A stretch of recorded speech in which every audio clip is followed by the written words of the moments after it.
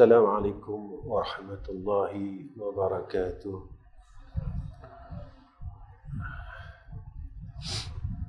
Alhamdulillah Rabbil Alamin, wal aqibatu lil muttaqin, wal hadi ila siratin mustaqim. Asyhadu an la ilaha illallah wahdahu la syarika lah, wa asyhadu anna Muhammadan abduhu wa rasuluh. Allahumma salli ala sayyidina Muhammad wa ala alihi wa sahbihi wa sallim. Allahumma lakal hamdu wa ilaikal mustakan wa antal musta'an. ولا حول ولا قوة إلا بالله العلي العظيم.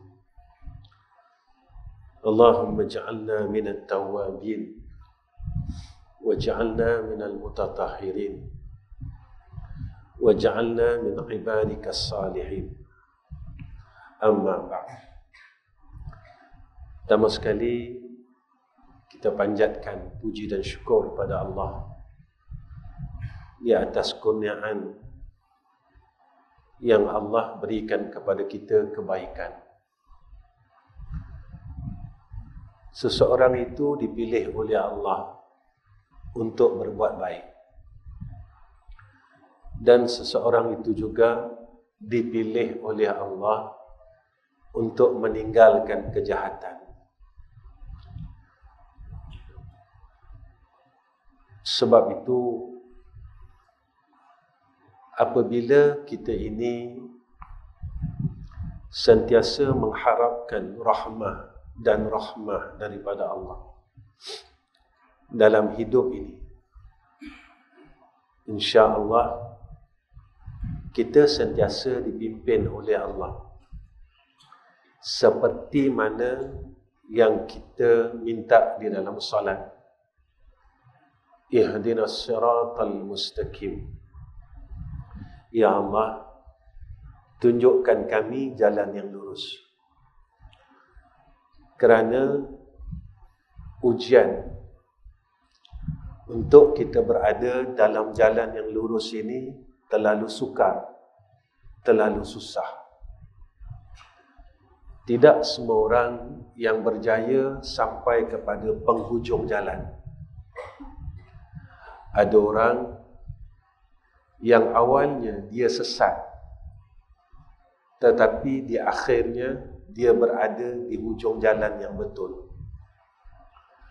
Ada orang yang awalnya berada di jalan yang betul, tetapi di akhirnya dia berada di titik perjalanan yang tidak benar. Sebab itulah kita kena sentiasa merasa harapan yang tinggi, yakni raja, berharap dengan Allah supaya kita sentiasa dipimpin oleh Allah. Kadang-kala seseorang itu dia berkata dengan diri dia, budak muda, bila dia nak berbuat amal baik dan berubah menjadi lebih baik, dia kata tunggulah dulu, masa banyak lagi. Ajal ni tuan-tuan, dia tidak menunggu taubat kita. Ajal mati tidak menunggu amal salah kita. Ajal mati tidak menunggu ketaatan kita, tetapi kita bertaubat kerana kita menunggu mati. Kita berbuat amal saleh kerana kita menunggu mati. Kita buat taat kerana kita menunggu mati. Jadi kenapa kita belajar? Kenapa kita belajar? selalu 3 ilmu yang kita tuntut ini, ilmu tauhid, ilmu fiqh, ilmu tasawuf. Jangan kita jadikan ilmu ini sekadar ilmu, tetapi jadilah ilmu tauhid itu menjadi kehidupan kita. Biar kita tahu ilmu tauhid, lalu kita mentauhidkan Allah. Kita mengaji ilmu fiqh, biarlah ilmu fiqh itu berada dalam kehidupan kita. Bukan sekadar kita tahu. Biarlah kita belajar ilmu tasawuf, dan ilmu tasawuf itu berada dalam kehidupan kita. Semakin banyak kita belajar ilmu tasawuf, semakin kita bertasawuf. Bukan semakin banyak kita belajar ilmu tauhid, kita tidak mentauhidkan Allah.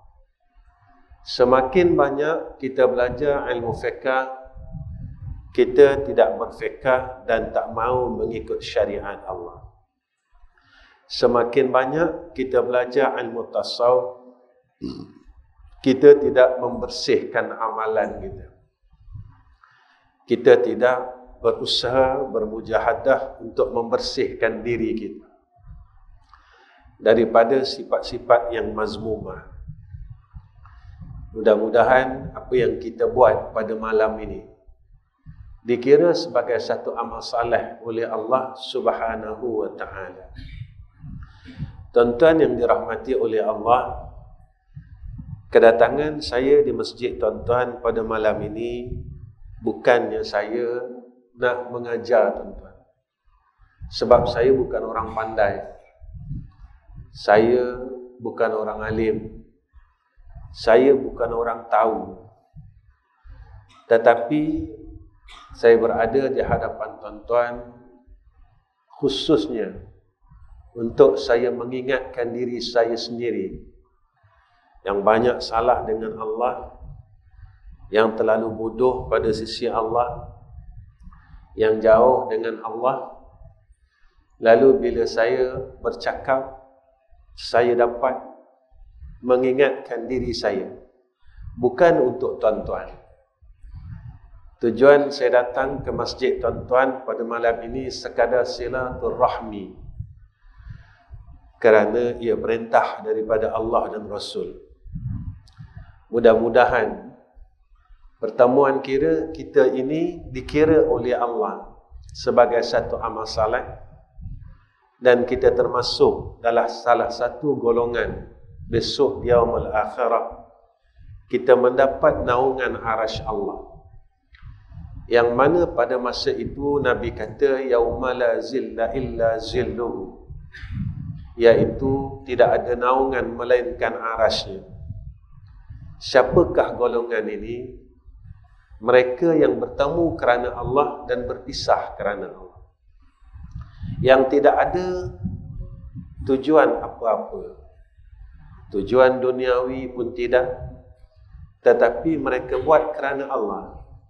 Bertemu kerana Allah, berpisah pun kerana Allah. Mereka lah orang yang layak untuk mendapat lindungan arasy Allah, yakni rahmah. Pada ketika itu terlalu susah saat itu, dan tidak ada pertolongan melainkan dengan pertolongan Allah. Mudah-mudahan saya yang jahat ini, saya yang bodoh ini, termasuk dalam golongan yang disebut oleh Nabi sallallahu alaihi wasallam. Begitu juga tuan-tuan yang hadir pada malam ini, insya-Allah. Tuan-tuan yang saya kasih sekalian, pada malam ini saya bawa diri saya untuk mengingat kembali tentang wasiat Luqmanul Hakim yang tercatat dalam Al-Quran. Dalam surah Al-Luqman, Allah berpesan kepada kita tentang kisah Luqmanul Hakim ini. Yang tuan-tuan pernah dengar pun pesanan ini.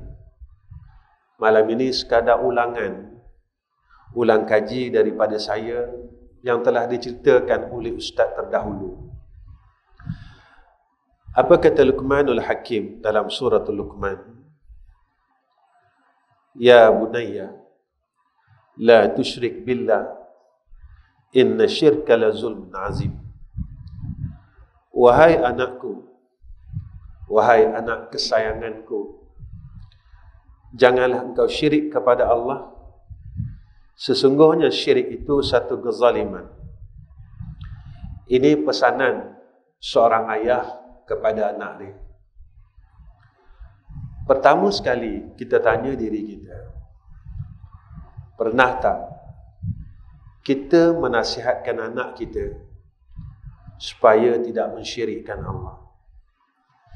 Inilah seorang ayah yang dikasihi oleh Allah, sehinggakan tercatat dalam Al-Quran kisah Luqmanul Hakim ini. Sepanjang kita menjadi seorang ayah, pernah tak kita berbuat seperti mana yang telah dibuat oleh Luqmanul Hakim? Pernah tak kita menasihati anak kita, wahai anakku, jagalah akidahmu. Jangan sekali-kali menyekutukan Allah. Kerana pertama, perkara yang akan ditanya oleh Allah, ditanya oleh malaikat semasa kita masuk ke alam kubur adalah tentang Allah. Man rabbuka? Siapakah Tuhan kamu? Beginilah panduannya yang Allah berikan kepada kita sebagai seorang ayah. Tetapi jika sebaliknya, kita takut yang kita buat selama menjadi seorang ayah, kita takut kita dan anak-anak kita berada dalam kebinasaan kerana kita terlupa tentang akidah ini. Kita terlupa tentang perkara yang pertama yang akan ditanya besok. Apakah kita sebagai seorang ayah mendidik akidah anak-anak kita? Sama ada kita ingatkan daripada sudut syirik yang besar dan syirik yang kecil, yang tersembunyi. Maka inilah kehebatan seorang ayah. Jaga tuan-tuan. Zaman ini zaman yang akhir. Fitnah akidah ini datang terlalu banyak pihak, daripada kiri, kanan, depan, belakang, supaya kita berpaling daripada Allah Subhanahu wa ta'ala. Kita gelincir dan tewas. Sebab itu ulama dan juga Sayyidina Rasul pesan dengan kita berkenaan dengan akidah ini. Jaga sungguh-sungguh. Sehingga kan ulama-ulama meninggalkan kita beberapa perkara supaya kita dapat menjaga akidah kita dan dipelihara oleh Allah. Sebab itu kalau kita lihat dalam kitab Syirh Salikin karangan Imam Al-Ghazali rahimahullahu ta'ala, antara cara untuk menjaga akidah itu, jangan tinggalkan sekali-kali semayang sunat hifzil iman ma'al awabin selepas daripada maghrib. Kalau kita nak jaga iman kita tuan-tuan, kita kena minta dengan Allah. Kita kena minta dengan Allah. Kita tak boleh duduk tenang untuk kita, iman kita dijaga. Kita kena berharap. Kita kena meminta. Orang yang bersungguh-sungguh, dia sentiasa berharap. Salah satu tanda orang tu berharap, dia berdoa, dia meminta agar imannya dijaga oleh Allah Subhanahu wa ta'ala. Zaman inilah zaman yang disebut oleh Nabi terjadinya 73 puak itu. Kita takut dalam masa kita rasa kita adalah benar, tetapi kita berada di jalan yang salah. Dalam masa kita kata kita orang yang bagus, kita berada di tempat yang tidak bagus. Kenapa Ustaz kata begitu? Tuan-tuan, tidak semua orang yang berada di dalam masjid dikurniakan ibadah. Saya bertanya dengan diri saya dan tuan-tuan, apakah pasti saya dan orang yang berada dalam masjid ini semuanya telah niat iktikaf di dalam masjid? Walhal semua orang berada di dalam masjid dan semua orang tahu niat iktikaf. Tetapi siapa yang dikurniakan oleh Allah? Itu yang saya katakan. Walaupun kita berada di tempat yang baik, belum tentu kita mendapat kebaikan jika tidak dikurniakan oleh Allah Subhanahu wa ta'ala. Benda yang terlalu ringkas pada saya, benda yang terlalu senang untuk kita mengambil iktibar. Rupanya, jika kita tak berharap sungguh-sungguh untuk menjadi orang yang baik, kita tak berharap sungguh-sungguh untuk mendapat dipelihara iman oleh Allah. Lagi-lagi zaman ini, zaman iman itu mula ringan, mula hancur, mula goyang. Kita tidak berbuat apa-apa. Jangan lupa tuan-tuan, tiap-tiap lepas maghrib, janganlah tinggalkan semayang sunat hifzil iman ma'al awabin. Mudah saja tuan-tuan, lepas semayang sunat ba'diyah maghrib, kita bangun 2 rakaat. Kenapa kita perlu berkira-kira dengan Allah untuk buat baik? Yang kita minta ini adalah menjaga iman. Satu benda yang besar tuan-tuan, walaupun ilmunya kecil, ilmu tentang semayang sunat hifzil iman ma'al awabin, satu ilmu yang terlalu rendah. Tetapi perkara yang kita minta ini besar, dan dia menjadi penentuan hidup kita besok di yaumul akhirah. Apabila kita balik dalam keadaan iman yang tidak ada, kita balik dalam keadaan iman yang rosak, maka penentuan hidup kita di yaumul akhirah akan rosak dan binasa.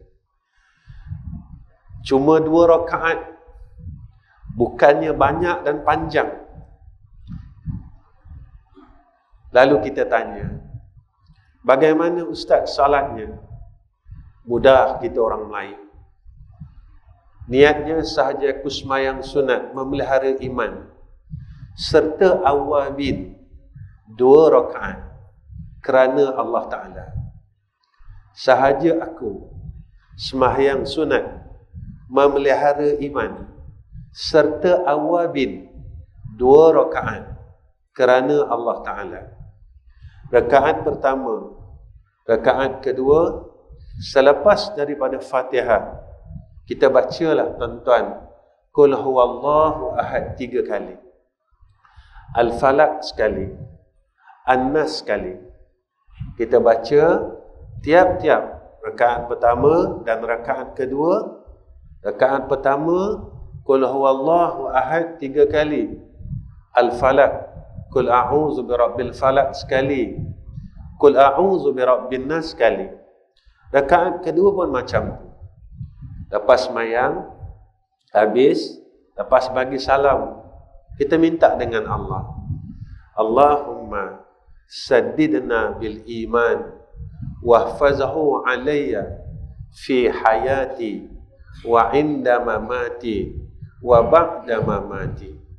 Minta Allah jaga iman kita masa hidup kita, wa inda mamati, masa kita sakaratul maut. Kenapa perlu Allah jaga iman kita? Ketika kita sakaratul maut, iman kita tewas tuan-tuan, maka itulah penentu kita, kehidupan kita di akhirat. Tetapi ketika kita sakaratul maut, Allah masih lagi mengkurniakan iman kepada kita. Kita masih lagi boleh menyebut kalimah Allah sekurang-kurangnya. Walaupun kita tidak dapat mengucap la ilaha illallah, tetapi kita masih mampu ketika roh itu terpisah daripada jasad. Kita masih ada kekuatan dan dikurniakan oleh Allah untuk berkata Allah. Lalu kita menemui Allah. Bermakna kita telah menemui Allah dalam keadaan beriman dengan Allah dan husnul khatimah. Wa ba'da mamati, dan selepas kita mati. Kenapa perlunya tuan-tuan saya muhasabah diri saya dan tuan-tuan, selama kita menghadapi orang yang sakaratul maut, berapa orangkah yang telah kita dengar daripada telinga kita dengan jelas dia mengucap kalimah Allah, ataupun seumur hidup kita tidak menemui mereka ini yang dengan jelas dapat mengatakan asma Allah dengan terang. Inilah yang kita takutkan, dan inilah yang ditakuti oleh ulama-ulama. Kerana akhir dunia dan awal akhirah itu adalah mati, kata ulama.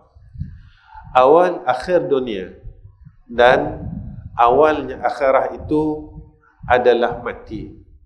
Penentuannya akan akhir dunia dan awal akhirat itu adalah dengan iman. Jika mana iman kita tewas, pada ketika itu kita telah tahu tempat kita besok di yaumul akhirat. Di sana tuan-tuan kita tidak boleh berpatah balik. Di sana kita tidak boleh mengulangi amalan yang kita buat dalam dunia, kerana masanya telah tamat. Sebab itu, selain daripada kita berbuat salat sunat hifzul iman ma'al awabin, apa yang dipesankan oleh ulama kepada kita tuan-tuan, perbanyakkanlah suratul Ikhlas, supaya bila kita banyak membaca suratul Ikhlas, maka mudah-mudahan kita terpelihara daripada syirik. Dan apa yang dipesankan oleh Nabi kepada kita, jangan tinggalkan amantu billahi wa bi rasulihi huwal awwalu wal akhiru wal zahiru wal batinu wa huwa ala kulli syai'in qadir. Amantu billahi wa bi rasulihi huwal awwalu wal akhiru wal zahiru wal batinu wa huwa ala kulli syai'in qadir. Amantu billahi wa bi rasulihi huwal awwalu wal akhiru wal zahiru wal batinu wa huwa ala kulli syai'in qadir. Tuan-tuan, kita dengar terlalu mudah. Tetapi siapakah yang diberi pilih oleh Allah untuk berbuat kebaikan, untuk dijagakan imannya? Mudah-mudahan usaha yang kita buat, kita bukan orang bagus tuan-tuan, kita bukan orang hebat, kita bukan orang yang tinggi makamnya. Sebab itu kita sentiasa berharap rahmah daripada Allah, supaya Allah jaga kita. Kita tak mampu melawan Allah. Tidak ada satu pun makhluk di bumi ini yang mampu melawan Allah. Jika kita selalu ingat perkara ini, kita akan berserah kepada Allah. Allah bagi kita ujian demi ujian. Kita tak mampu tuan-tuan. Kita sentiasa memohon pertolongan demi pertolongan daripada Allah. Tetapi ketika kita berada di puncak kesenangan, kita mula lupa Allah. Ketika kita berada dalam keadaan yang sihat, kita mula lupa Allah. Ketika kita berada dalam kekayaan, kita mula lupa Allah. Bila masa kita ingin kembali kepada Allah? Ketika kita susah, ketika kita miskin, ketika kita dalam keadaan yang sakit. Itu pun kadang-kala kita beramal untuk mendapatkan sesuatu perkara. Setelah perkara itu dapat, kita mula tinggalkan amalan tersebut. Kita beramal kerana kita menuntut suatu perkara. Setelah perkara itu dikurniakan oleh Allah, langsung kita meninggalkan amalan tersebut. Begitulah yang sering kita lakukan kepada Allah. Begitulah yang kita buat kepada Allah. Salah ke Ustaz? Tidak. Tetapi siapakah Allah pada kita sehingga kita mampu berbuat demikian dengan rasa yang tidak malu kepada Allah? Allah berikan kepada kita nikmat dengan tidak berkira. Daripada kita lahir, makan minum kita, pakaian kita, apa yang kita minta semua Allah bagi. Kita tak ada duit, kita minta dengan Allah, Allah bagi. Kita tak cukup rezeki, kita minta dengan Allah. Sampai hari ini dengan rezeki itu kita minta dan Allah bagi. Ada orang yang minta rumah, Allah bagi, bukan satu, kadang-kadang sampai 3 biji, sehingga kan dia minta sehingga ada rumah sewa, tuan-tuan. Allah bagi, Allah bagi, Allah bagi. Tetapi apa yang kita bagi kepada Allah? Allah minta kita salat maghrib, alhamdulillah kita bagi. Allah minta kita salat sunat ba'diyah maghrib, kita mula berkira-kira dengan Allah. Semayang sunat aja pun Allah minta kita bangun tengah malam, fatahajjat bihi nafilatan lak asa ayyab'asaka rabbuka maqaman mahmuda. Sampai sekarang kita tewas, sampai sekarang kita tak mampu. Padahal Allah ingatkan kita pada setiap pagi Jumaat, tatajafa junubuhum 'anil madaji'i yad'una rabbahum khaufan wa tama'a wa mimma razaqnahum yunfikun. Kita masih berkira-kira dengan Allah. Kita mampu nak berkira-kira dengan Allah. Yang Allah tak pernah kira langsung dengan kita, tuan-tuan. Tuan-tuan, dulu semasa kita semayang dalam keadaan dijarak-jarakkan oleh Allah, kita semua bising, kenapa semayang jarak-jarak, tak ikut sunnah langsung. Hari ini Allah telah rapatkan saf kita. Siapakah di antara orang yang di dalam masjid ini sujud syukur kepada Allah Subhanahu wa ta'ala kerana mengkurniakan nikmat ini semula kepada kita? Siapakah antara kita yang sujud dengan Allah, berterima kasih kepada Allah? Bertahun kita tak dapat merapatkan saf di dalam salat, lalu Allah kembalikan nikmat itu kepada kita. Berapakah orang yang sedar dalam hatinya bahawa ini adalah kurnia daripada Allah Subhanahu wa ta'ala, nikmat daripada Allah? Barulah kita dapat merasakan bahu kawan-kawan kita dan jamaah yang hadir di keliling kanan dan kiri kita. Tetapi pada ketika itu, walaupun kita mendapat kurnia yang besar daripada Allah, kita masih tak ingat Allah. Kita masih tak nampak yang tu kurnia dari Allah. Kita masih tak nampak yang tu nikmat yang besar daripada Allah. Walhal semua orang mengaku nikmat yang besar adalah nikmat iman dan Islam. Nikmat iman ini nikmat yang paling besar, dan nikmat Islam ini, nikmat beragama, adalah nikmat yang paling besar. Tetapi kita manusia yang sering lupa kepada Allah Subhanahu wa ta'ala. Yang keduanya, pesan Luqmanul Hakim, wa wasainal insan biwalidayhi hamalathu ummuhu wahnan ala wahnin wa fisaluhu fi amain. Dan apa kata Luqman Al-Hakim dalam surah Al-Luqman, dan kami wajibkan manusia berbuat baik kepada kedua ibu bapanya.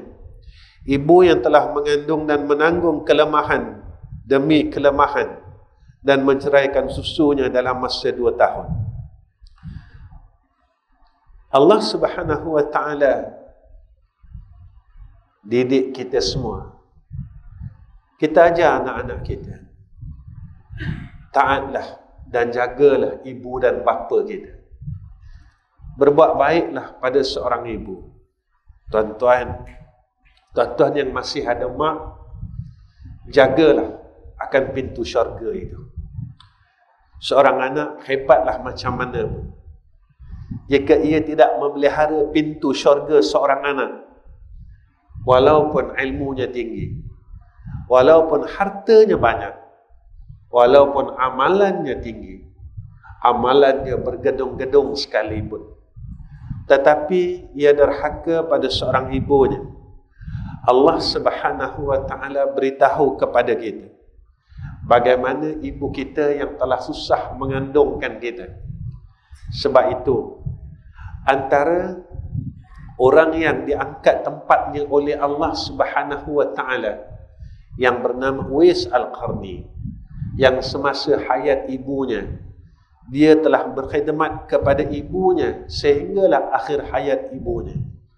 Ada riwayat mengatakan dia telah mendukung ibunya untuk mengerjakan haji daripada rumah sehinggalah ke Makkahul Mukarramah. Maka wafatnya dimuliakan oleh Allah, hidupnya dimuliakan oleh Allah, dan dia di antara kekasih Allah.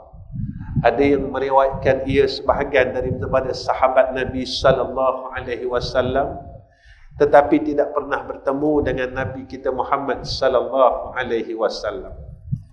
Orang yang dimuliakan oleh Allah sehingga Nabi memerintahkan Sayyidina Umar, wahai Umar, engkau carilah orang ini, ia daripada Yaman, dan tanda pada badannya ada sopak sebesar duit 20 sen, kerana dia pernah dapat penyakit sopak dan telah baik. Maka Sayyidina Umar Ibn Khattab bertanya kepada Rasulullah sallallahu alaihi wasallam, untuk apa ya Rasulullah aku berjumpa dengan orang ini? Maka kata Rasulullah sallallahu alaihi wasallam, maka kau minta doa daripadanya. Tuan-tuan, Uwais Al-Qarni ini tidak dikenali oleh orang, tetapi Rasulullah memerintahkan Sayyidina Umar ini, sahabat yang paling hampir dengan Rasulullah, minta doa kepada Uwais Al-Qarni. Apa kehebatan insan ini? Kerana insan ini telah berkhidmat kepada ibunya sehingga akhir hayat ibunya. Tuan-tuan, ketika Sayyidina Umar Ibn Khattab bertemu dengan Uwais Al-Qarni, Sayyidina Umar meminta doa kepada Uwais Al-Qarni. Tawaduknya Uwais Al-Qarni, kata Uwais Al-Qarni, aku tidak mampu mendoakan kau wahai khalifah, wahai sahabah Rasul. Uwais Al-Qarni menolak permintaan Sayyidina Umar Ibn Khattab. Lalu Sayyidina Umar berkata kepada Uwais Al-Qarni, wahai Uwais Al-Qarni, ini perintah daripada Rasulullah sallallahu alaihi wasallam. Jika mana aku tidak sampaikan kepada engkau dan kau tidak mendoakan aku, nescaya aku telah ingkar kepada perintah Rasulullah sallallahu alaihi wasallam. Ketika Uwais Al-Qarni mendengar nama Sayyidina Rasulina Muhammad sallallahu alaihi wasallam, lalu Uwais Al-Qarni mengangkat kedua tangannya mendoakan akan Sayyidina Umar Ibn Khattab radhiyallahu anhu. Tuan-tuan yang dikasihi oleh Allah Subhanahu wa ta'ala, begitulah hebatnya martabat Uwais Al-Qarni ini, sehingga kan mendapat pengiktirafan daripada Rasulullah sallallahu alaihi wasallam.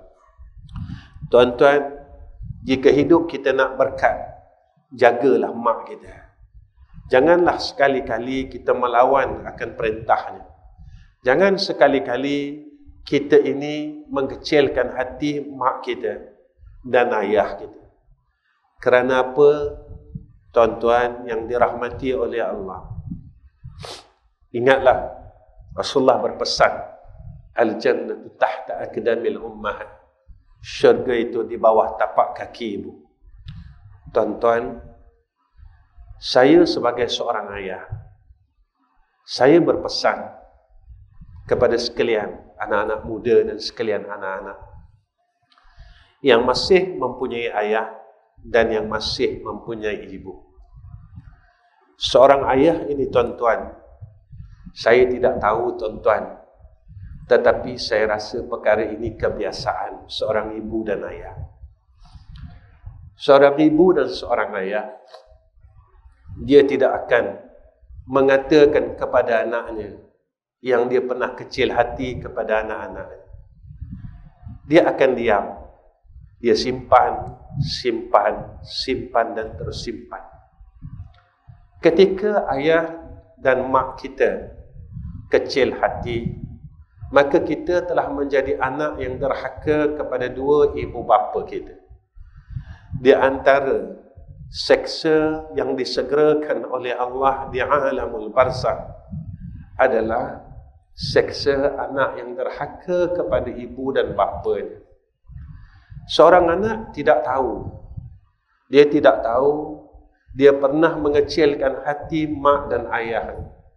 Dan seorang ayah, seorang mak, dia tak pernah cakap dengan anaknya dan maknya, dengan anaknya, yang kami ini kecil hati dengan kamu. Mak kecil hati dengan kamu. Ayah kecil hati dengan kamu. Seorang mak dan seorang ayah merahsiakan perkara itu yang kita takutkan. Ketika seorang mak dan seorang ayah ini merahsiakan kecil hatinya, lalu ia pergi menemui Allah Subhanahu wa ta'ala, dengan dia tak memaafkan lagi anaknya, dan anaknya tidak memaafkan, tidak meminta maaf kepada mak dan ayah. Siapa kita, tuan-tuan? Bagaimana hidup kita di dalam kubur? Apakah kita akan senang di sana, tuan-tuan? Maka sebagai seorang ayah, malam ini saya berpesan kepada sekalian ayah-ayah semuanya. Maka mulai saat ini, tuan-tuan, sebelum kita tidur, maafkanlah anak-anak kita, tuan-tuan. Walaupun memberi maaf itu satu kepayahan dan satu kesukaran, tetapi jika kita sayangkan anak-anak kita, bermula malam ini, sebelum kita tidur, maafkanlah mereka. Mudah-mudahan apa yang kita buat untuk anak-anak kita, mudah-mudahan ayah kita dan ibu kita yang telah dahulu pergi daripada kita, mereka juga berbuat demikian kepada kita semua. Mudah-mudahan, sebab kita juga ada mak dan ayah, dan kita tidak tahu apakah mereka pernah kecil hati dengan kita, yang membesarkan kita daripada kaki kita sebesar 2 jari sehinggalah sebesar tapak tangan. Apakah ibu bapa kita juga simpan kecil hatinya kepada kita? Mudah-mudahan dengan amalan yang kita buat ini untuk anak-anak kita, Allah menjadikan amalan itu berbalik kepada kita. Mudah-mudahan mak dan ayah kita juga mengampuni kita, tuan-tuan.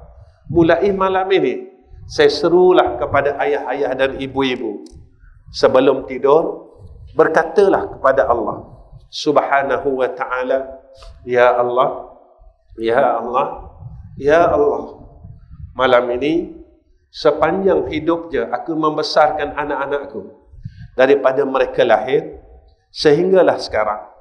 Aku ampunkan semua dosa-dosa mereka, Ya Allah. Mudah-mudahan jika aku balik menemui Engkau dalam masa terdekat ini, mereka sudah tidak ada dosa dengan aku, Ya Arhamar Rahimin. Mudah-mudahan dengan berkat itu, jika mana aku ada berbuat kecil hati kepada mak dan ayahku, Ya Allah, maka Engkau ampunkan juga akan dosa aku kepada mak dan ayahku, Ya Arhamar Rahimin. Tuan-tuan yang dirahmati oleh Allah Subhanahu wa ta'ala, Apa pesan Luqmanul Hakim kepada anaknya lagi? Apa katanya?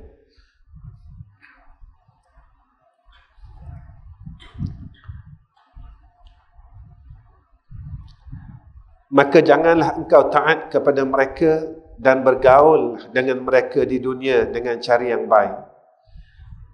Seandainya kedua ibu bapamu memaksa kamu supaya syirik kepadaku. Allah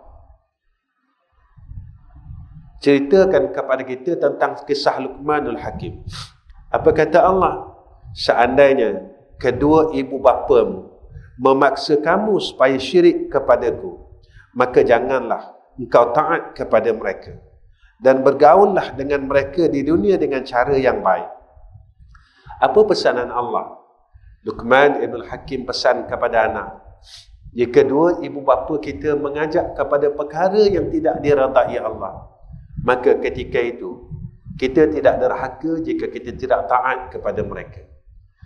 Tetapi Allah pesan kepada kita, layanlah mereka dalam keadaan yang baik. Mereka tetap mak dan ayah kita. Sejahat mana mak kita, tetap mak kita. Sejahat mana ayah kita, tetap ayah kita. Tuan-tuan, besok di jannah Allah, jika kita masuk syurga, panggilan seorang ayah tidak berubah. Di sana kita jumpa ayah kita, kita akan panggil ayah. Di sana, jika kita dalam syurga dan ayah kita dalam syurga, kalau kita panggil abah, kita akan panggil abah. Kalau kita panggil ayah, di sana kita akan panggil ayah. Di sana, jika kita panggil mak kita dengan panggilan mak, kita akan panggil mak kita juga di sana dengan panggilan mak. Inilah antara panggilan yang dikekalkan oleh Allah Subhanahu wa ta'ala. Kemudian, apa kisahnya Luqmanul Hakim dan pesanan Luqman kepada anaknya? Ya bunayya aqimis salah wa'mur bil ma'ruf wanha 'anil munkar. Wahai anak kesayanganku, dirikan sembahyang dan suruhlah berbuat kebaikan serta laranglah daripada melakukan perbuatan yang mungkar. Pesanlah anak kita, dirikan salat. Antara perkara yang seawalnya ditanya oleh malaikat besok adalah tentang salat. Apa yang saya nak pesan untuk diri saya? Kadang-kala ada orang yang pernah tinggalkan solat puluhan tahun, sampai sekarang kita masih belum mampu untuk qada solat itu.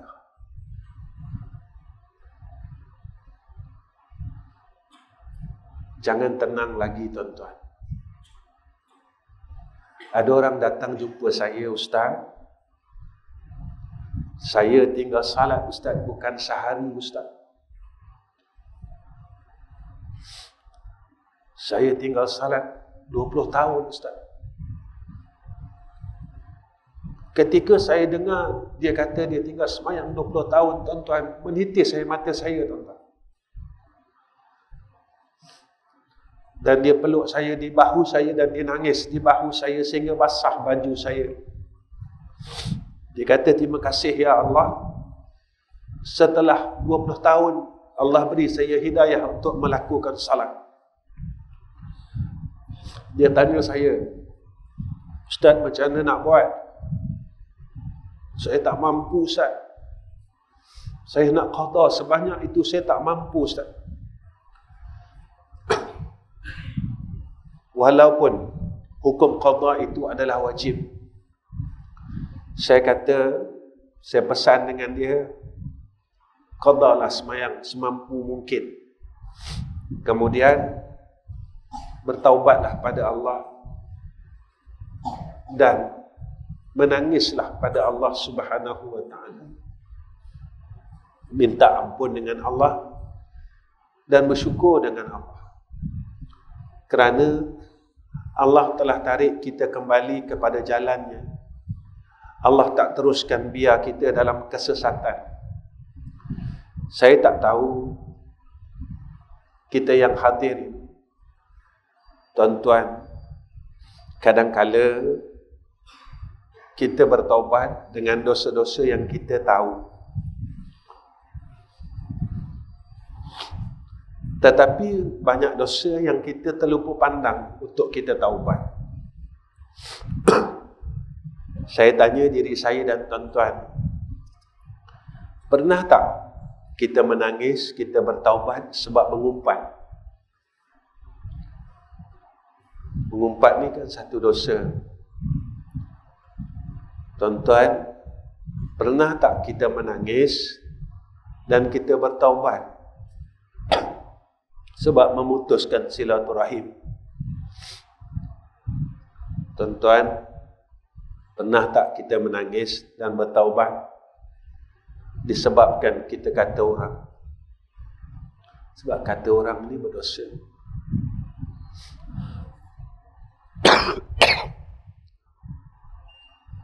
Tetapi kita lupa tentang dosa ini. Tuan-tuan, sifat mazmumah ni dosa, tuan-tuan. Sifat mazmumah ni dosa, tuan-tuan. Pernah tak kita bertaubat kerana kita bersifat dengan sifat mazmumah?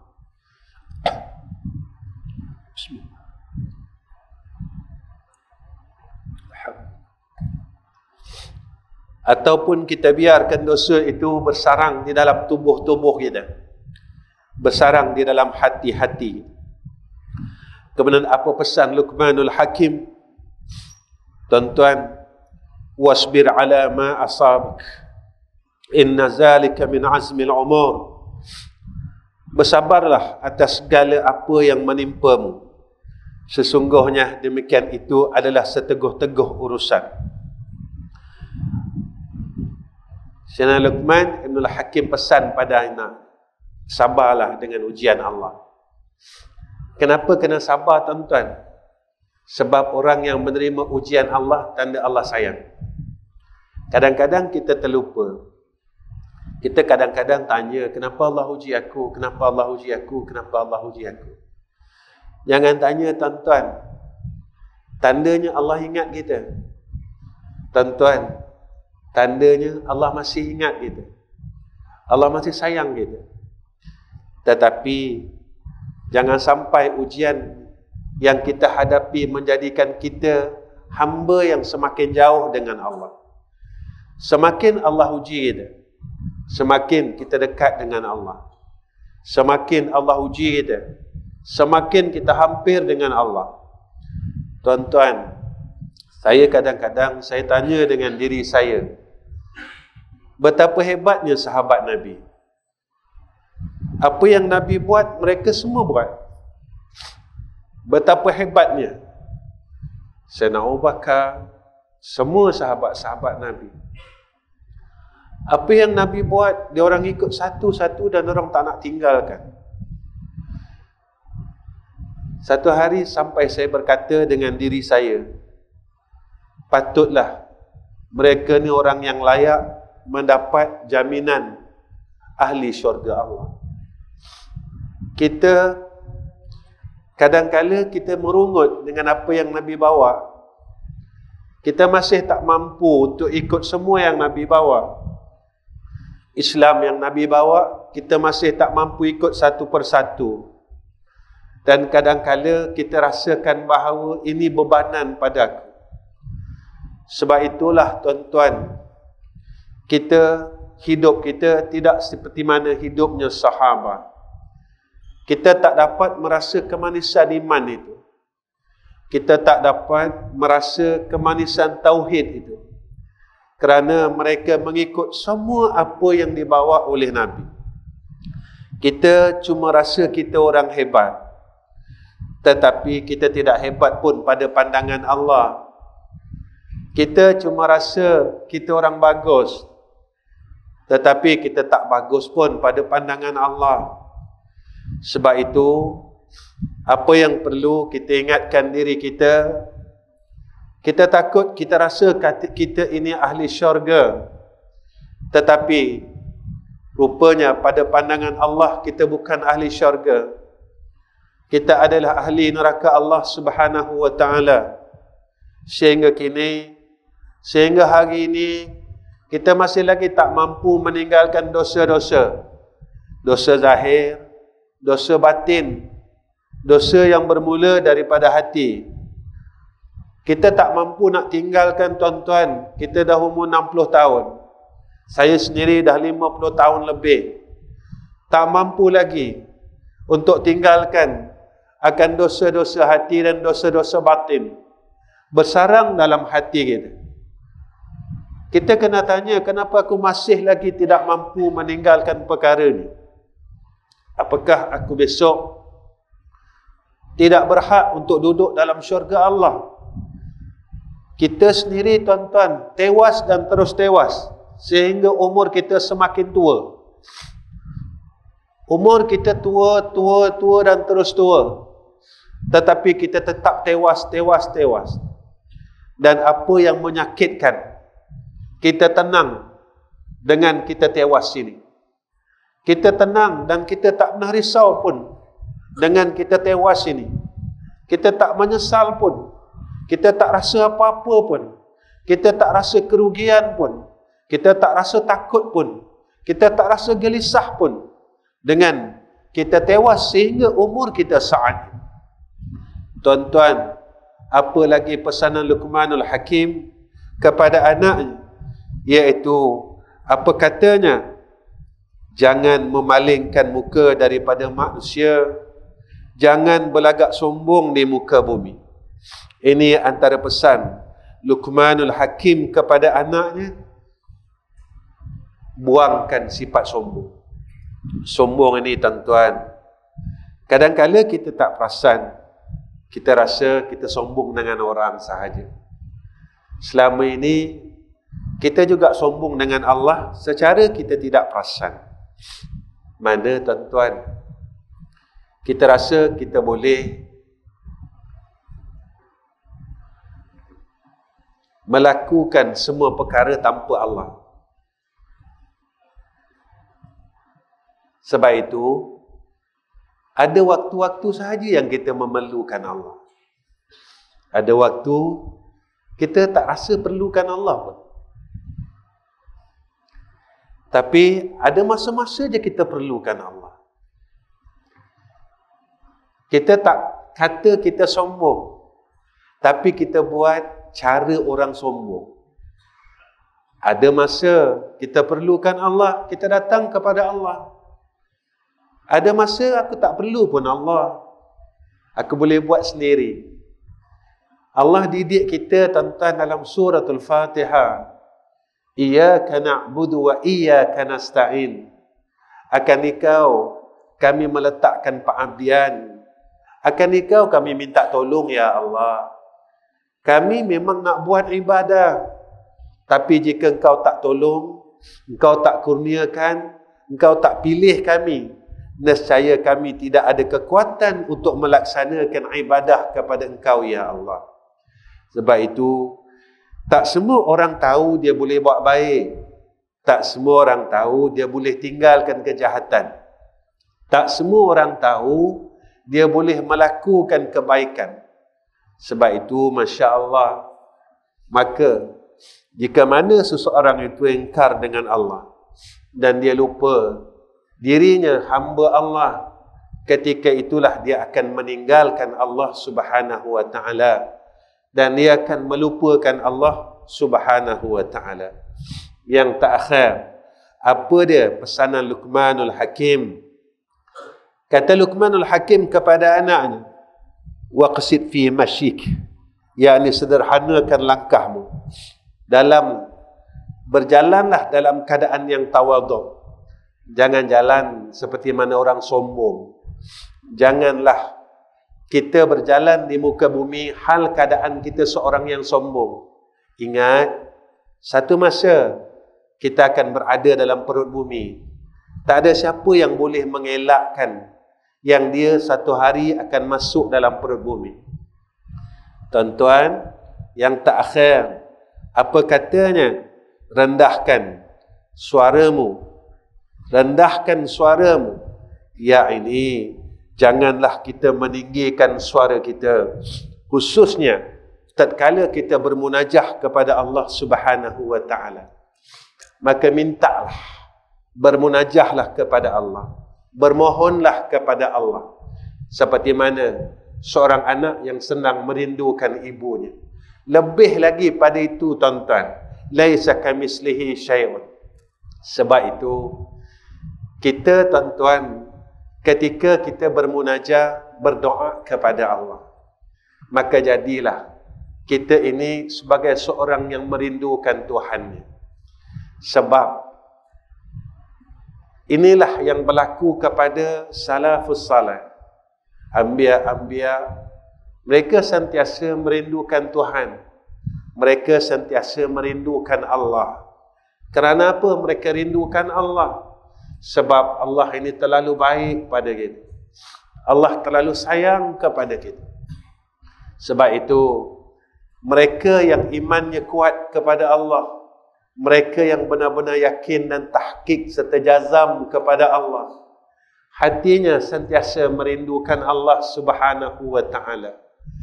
Sebab itu ketika wafatnya Nabi kita Muhammad sallallahu alaihi wasallam, ditawarkan kepada Sayyidina Muhammad untuk dipanjangkan nyawanya, untuk dipanjangkan umurnya, tetapi Rasulullah menolak. Kenapa Rasulullah menolak? Rasulullah berkata kepada malaikat pada ketika itu, aku sangat merindui Allah, aku sangat-sangat ingin bertemu dengan Allah, dengan Tuhanku yang maha tinggi. Kita dengar tuan-tuan, Rasulullah ni sayang sangat umatnya, Rasulullah ni kasih sangat kepada umatnya. Tetapi sampai satu saat ia diberi pilihan untuk bertemu dengan Allah, maka kasihnya kepada Allah ini melebihi kasihnya kepada umat. Sebab itu tatkala Sayyidatina Fatimah menangis teresak-esak saat Sayyidina Rasulina Muhammad sallallahu alaihi wasallam nazar. Sayyidina Fatimah anak kesayangan Nabi tuan-tuan, satu-satunya anak perempuan Nabi. Sebab itu Nabi ni dengan anaknya, kita tak mampu nak buat tuan-tuan. Nabi sayang anaknya, kita tak mampu nak buat. Nabi balik daripada musafir, Nabi cium anaknya Sayyidatina Fatimah. Rumah yang pertama yang diziarahi oleh Nabi adalah rumah anaknya Sayyidatina Fatimah. Rasulullah sayang dan cium Fatimah. Ketika Rasulullah nak musafir, Rasulullah akan peluk dan cium Fatimah. Inilah hebatnya Nabi. Nabi tunjukkan kepada kita tuan-tuan tentang kasihnya. Tatkala Rasulullah sallallahu alaihi wasallam dalam keadaan nazar, Sayyidatina Fatimah menangis tuan-tuan, menangis dan terus menangis. Sedih seorang anak ketika melihat ayahnya untuk pergi menemui Allah Subhanahu wa taala. Pada ketika itu Rasulullah panggil Sayyidatina Fatimah, wahai anak perempuanku, ta'ali, datang kepadaku. Ketika itu Rasulullah tengah nazar, tapi Rasulullah sempat panggil Fatimah. Rasulullah bisikkan sesuatu kepada telinga Sayyidatina Fatimah Az-Zahra. Setelah Sayyidatina Fatimah Az-Zahra mendengar bisikan Rasulullah, ketika itu berhenti menangis Siti Fatimah tuan-tuan. Siti Fatimah berhenti menangis.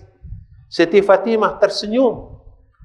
Ketika itulah Aisyah bertanya kepada Siti Fatimah, wahai Sayyidatina Fatimah, apa yang dibisikkan oleh Rasulullah ke telingamu sehingga kan kau berhenti menangis? Siti Fatimah berkata kepada Sayyidatina Aisyah, ya Ummi, Rasulullah berkata kepada aku, wahai anakku, selepas kewafatan engkau akan mengikutiku, kata Rasulullah. Tuan-tuan, kalaulah ada orang kata begitu dengan kita, kita terus menangis atau kita akan tersenyum? Tetapi hebatnya kasih Siti Fatimah kepada Rasulullah sallallahu alaihi wasallam, ketika Rasulullah berkata pada telinga Sayyidatina Fatimah tersenyum. Kerana dia tidak lama selepas itu dia dapat bertemu dengan Rasulullah sallallahu alaihi wasallam.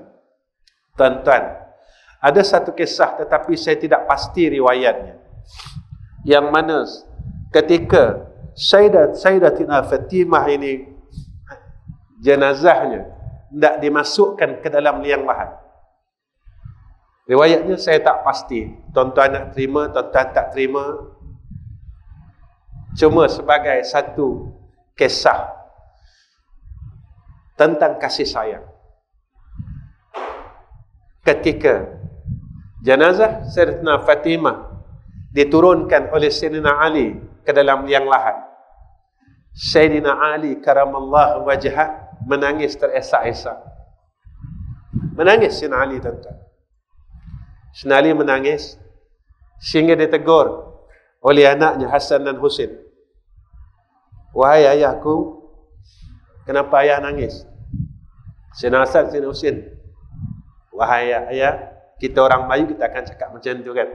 Ya, kenapa ayah nangis masa ayah turunkan jenazah mak? Apa kata Sayyidina Ali, tuan-tuan? Sayyidina Ali kata, wahai Hasan, wahai Husain, datukmu sedang mencium akan dahi ibumu. Siapa Datuk Hasan Husain, tuan-tuan?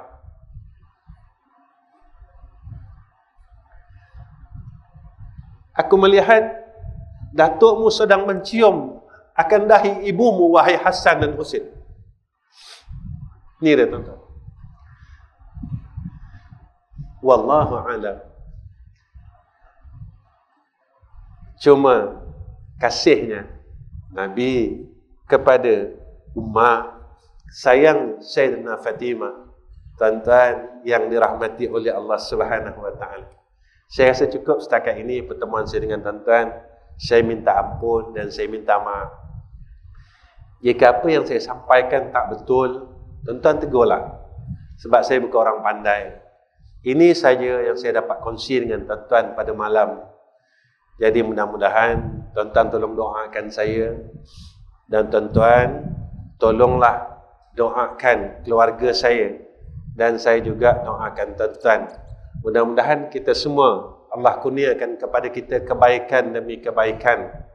Allah pimpin kita sehinggalah akhir hayat kita, dan kita sentiasa dalam taufik dan hidayah Allah, dan Allah berikan kepada kita husnul khatimah, yang mana husnul khatimah itu terlalu mahal dan tidak semua orang akan diberikan husnul khatimah. Kerana apa yang pernah dikatakan oleh Nabi, dalam 1000 orang seorang saja yang dipilih untuk bighairi hisab, yang tidak dihisab oleh Allah di yaumul akhir. 999 orang lagi akan dihisab oleh Allah Subhanahu wa taala. Itu yang kita tak mampu, tuan-tuan. Dalam dunia orang soal siasat kita dah takut, kita dah rasa susah. Orang tanya ini, orang tanya ini. Kita baru dipanggil oleh seorang polis di balai polis, kita rasa dah macam-macam. Rasa itu, rasa ini. Dia dah macam-macam bagaimana besok di yaumul mahsyar. Sebab itu berharaplah mudah-mudahan kita dipilih oleh Allah Subhanahu wa taala. Yang tak akhir, saya minta doa tuan-tuan ya, tentang madrasah kami, yang mana madrasah kami yang di Kampung Gemuruh sedang dalam pembinaan. Saya bukan minta sumbangan, tuan-tuan, tetapi saya minta doa, tuan-tuan. Ya, saya minta doa semua orang yang ada dalam masjid ini, tolong doakan kami.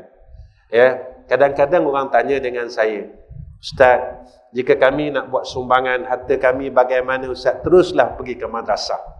Teruslah ke sana, tuan-tuan jumpalah dengan orang yang berkenaan. Ya, saya tak minta apa-apa duit daripada tuan-tuan. Saya tak ada buat tabung dan tak ada apa-apa. Cuma saya minta doa daripada semua orang. Macam mana tuan-tuan nak doakan saya? Ya Allah, jika apa yang orang ni buat betul, Kau tolonglah dia, ya Allah. Jika apa yang orang ni buat dalam redha Engkau, kau tolonglah dia ya Allah. Tuan-tuan, betul tak betul? Tuan-tuan tak tahu. Betul tak betul hanya Allah yang tahu. Saya boleh berlakon depan tuan-tuan, tetapi saya tak mampu berlakon di hadapan Allah. Saya boleh tipu tuan-tuan semua dengan cakap saya, dengan pakaian saya, tetapi saya tak mampu untuk menipu Allah Subhanahu wa ta'ala. Sebab itu saya minta tuan-tuan doa dengan tuan-tuan berlapiklah dengan Allah. Ya Allah, jika apa yang orang ni buat betul dan kau redha, maka kau tolonglah ya Allah, maka kau berikanlah rahmahmu atasnya ya Arhamar Rahim.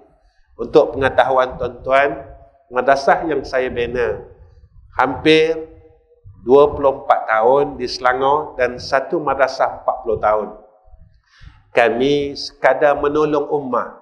Saya tak ambil apa-apa yuran, makan, minum, api, air, keseluruhannya.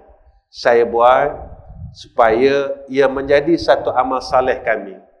Kami orang-orang jahat seperti kami, orang-orang zalim seperti kami, orang-orang bodoh seperti kami harap apa yang kami buat ini boleh menebus dosa-dosa kami yang lalu, dosa-dosa kami yang sekarang, dan dosa-dosa kami yang akan datang. Mudah-mudahan kerja yang baik yang cuba kami buat ini Allah terima. Lalu Allah kifarahkan kejahatan-kejahatan kami semua. Yang apa yang telah kami buat puluhan tahun di madrasah ini. Itu saja harapan saya tuan-tuan. Lalu orang tanya bagaimana pengurusannya, saya tetap akan jawab alallahi wa rasulihi.